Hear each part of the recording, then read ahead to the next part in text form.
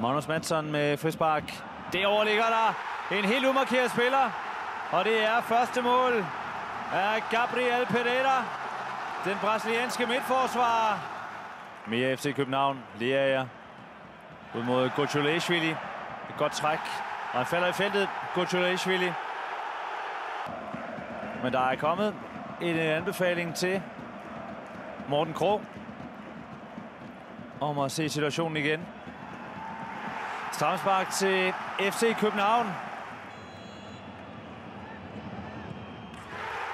Det er hårdt, så det er sikkert sparket ind, det her af Kevin Dix.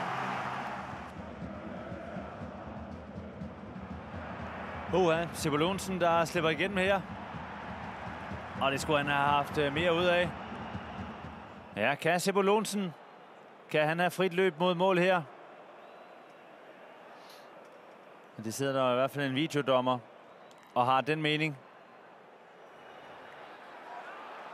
Han griber til baglommen, og det er et rødt kort til Marcos Lopez. Kleiber, Nancy, Sebulonsen, Flats ind mod Kvistgården der. Er den så for Brøndby? Reducering.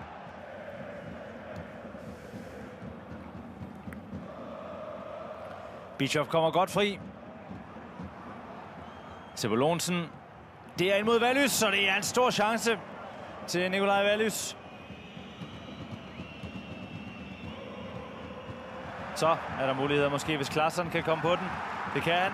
Og så er Elyounoussi sendt afsted. Og det kan være afgørelsen på den her kamp. Elyounoussi på skudhold løfter den ind over Pence. Det er så køligt det her af Elyounoussi.